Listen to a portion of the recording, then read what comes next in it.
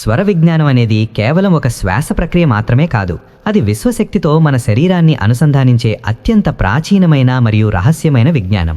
పరమశివుడు పార్వతీదేవికి అందించిన ఈ అద్భుత విద్య ప్రకారం మనిషి తన కోరికలను నెరవేర్చుకోవడానికి బయట ఎక్కడో వెతకాల్సిన పనిలేదు. తన లోపల ప్రవహించే శ్వాసలోనే సర్వస్వం దాగి ఉంది. ఈ ప్రపంచంలో అన్ని కోరికలను తీర్చగల వస్తువేదని పార్వతీదేవి అడిగినప్పుడు శివుడు నీ శ్వాస అని సమాధానమిచ్చాడు. స్వర విజ్ఞానం కంటే పెద్ద అయస్కాంతం ఈ ప్రపంచంలో మరొకటి లేదు. మీరు సంపదను, విద్యను, జ్ఞానాన్ని లేదా ఏ రకమైన విజయాన్నైనా ఆకర్షించాలనుకుంటే మీ శ్వాసను నియంత్రించడం ద్వారా అది సాధ్యమవుతుంది. మన ముక్కురంధ్రాల ద్వారా ప్రవహించే గాలిని 3 రకాలుగా విభజించవచ్చు. ఎడమ ముక్కురంధ్రం ద్వారా ప్రవహించేది చంద్రస్వరము, అంటే ఇడానాడి.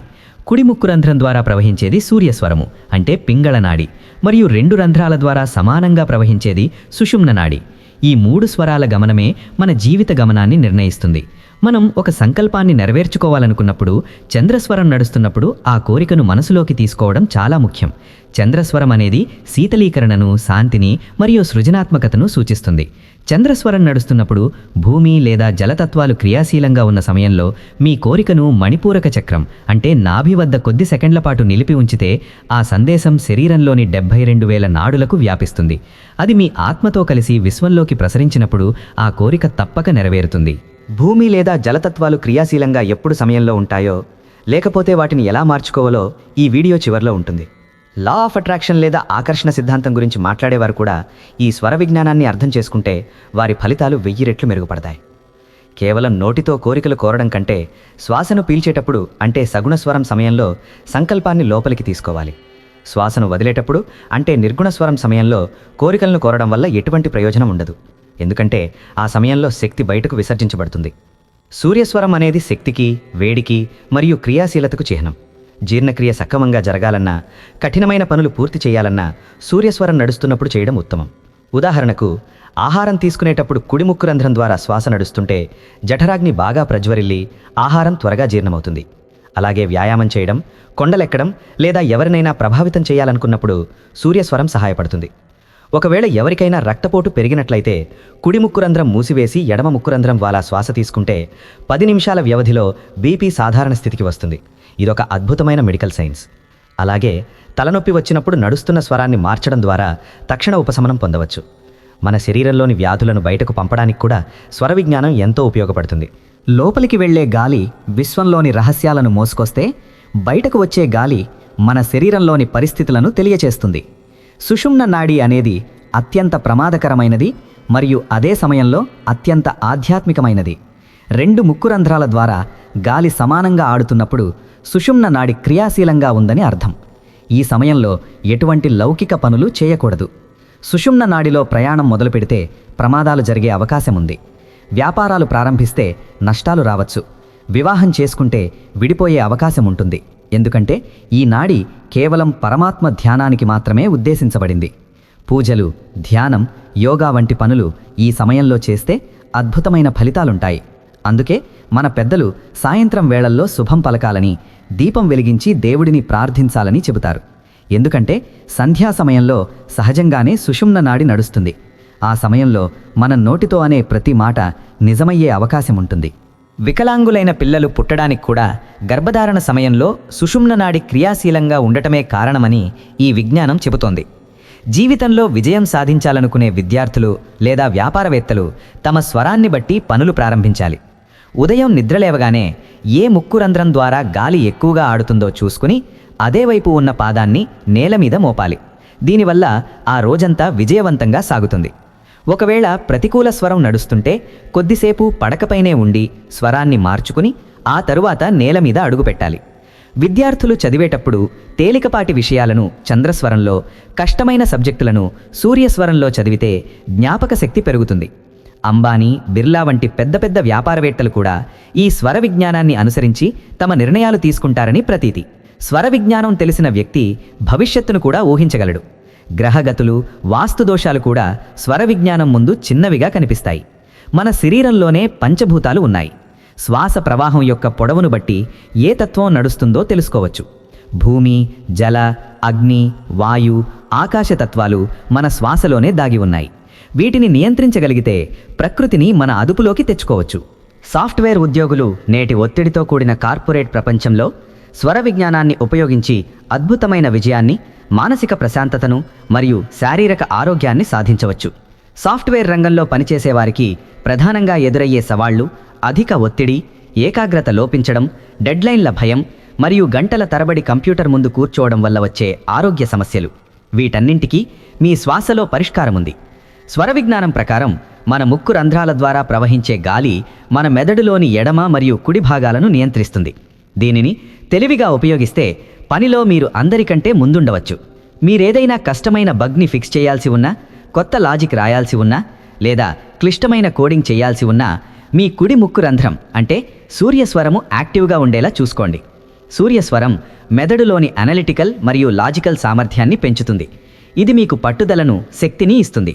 ఒకవేళ ఆ సమయంలో ఎడమ స్వరం నడుస్తుంటే కొద్దిసేపు ఎడమవైపుకి వాలి పడుకోవడం లేదా కుడి ముక్కు ద్వారా శ్వాస తీసుకోవడం ద్వారా స్వరాన్ని మార్చుకోవచ్చు. దీనివల్ల కష్టమైన టాస్కులు కూడా త్వరగా పూర్తవుతాయి. క్లయింట్ మీటింగులు, టీమ్ డిస్కషన్లు లేదా మీ మేనేజర్తో మాట్లాడేటప్పుడు ఎడమ ముక్కు రంధ్రం అంటే చంద్రస్వరము యాక్టివ్గా ఉండటం శ్రేయస్కరం. చంద్రస్వరం మనస్సును ప్రశాంతంగా ఉంచుతుంది, సహనాన్ని పెంచుతుంది మరియు ఎదుటివారి మాటలను అర్థం చేసుకునే శక్తినిస్తుంది. కోపం రాకుండా విమర్శలను తట్టుకొని సానుకూలంగా స్పందించడానికి ఇది బాగా సహాయపడుతుంది. ముఖ్యంగా ప్రెజెంటేషన్లు ఇచ్చేటప్పుడు చంద్రస్వరం నడుస్తుంటే భయం తగ్గి ఆత్మవిశ్వాసంతో మాట్లాడగలుగుతారు. సాఫ్ట్వేర్ ఆర్కిటెక్చర్ డిజైన్ లేదా కొత్త ఐడియాల కోసం ఆలోచించేటప్పుడు చంద్రస్వరం చాలా ఉత్తమం. ఇది సృజనాత్మకతను, ఊహాశక్తిని ప్రేరేపిస్తుంది.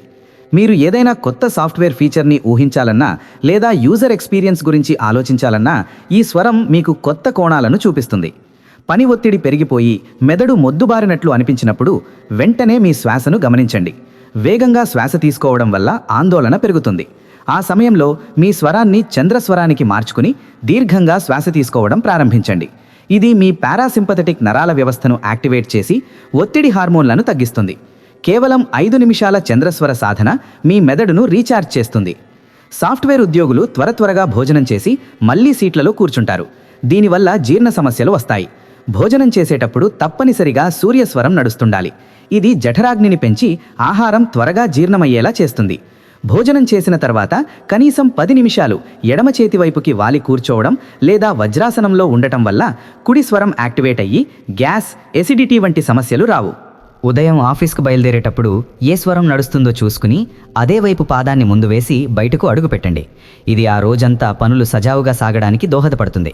అలాగే రాత్రి పడుకునేటప్పుడు ఎడమవైపుకు తిరిగి పడుకుంటే కుడి స్వరం నడుస్తుంది. ఇది శరీరానికి విశ్రాంతినిస్తుంది. అయితే నిద్ర పట్టకపోతే కుడివైపుకు తిరిగి పడుకుని ఎడమ స్వరాన్ని యాక్టివేట్ చేస్తే మనస్సు ప్రశాంతపడి గాఢ నిద్ర పడుతుంది.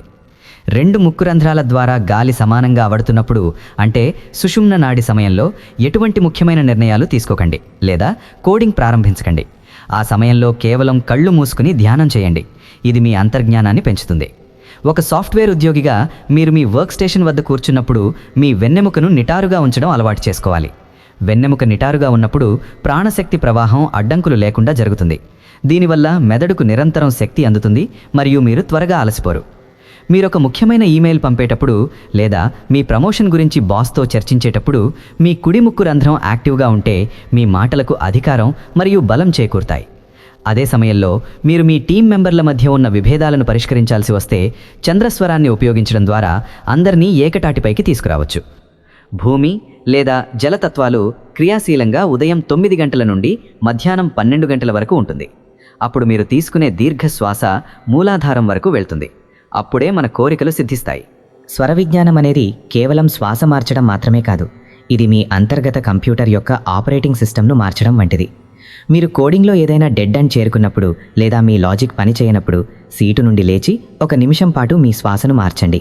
ఆ చిన్న మార్పు మీ మెదడులో కొత్త న్యూరాన్ పాత్వేస్ను తెరుస్తుంది. దీనివల్ల మీకు అంతకుముందు తట్టని పరిష్కారాలు హఠాత్తుగా స్ఫురిస్తాయి.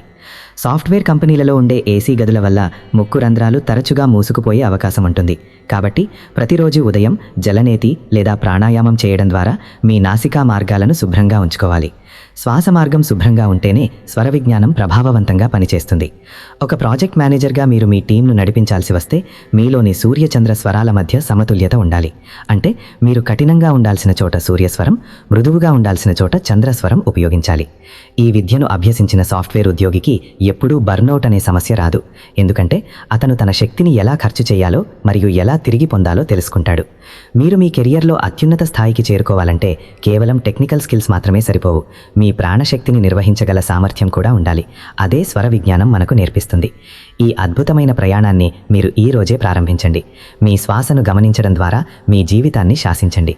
ప్రతి శ్వాస ఒక కొత్త అవకాశం, ప్రతి నిమిషం ఒక కొత్త ఆవిష్కరణ. ఈ విశ్వరహస్యం మీ నాసికా రంధ్రాల్లోనే ఉంది. దానిని గుర్తించి ఆచరిస్తే విజయలక్ష్మి మీ వెంటే ఉంటుంది.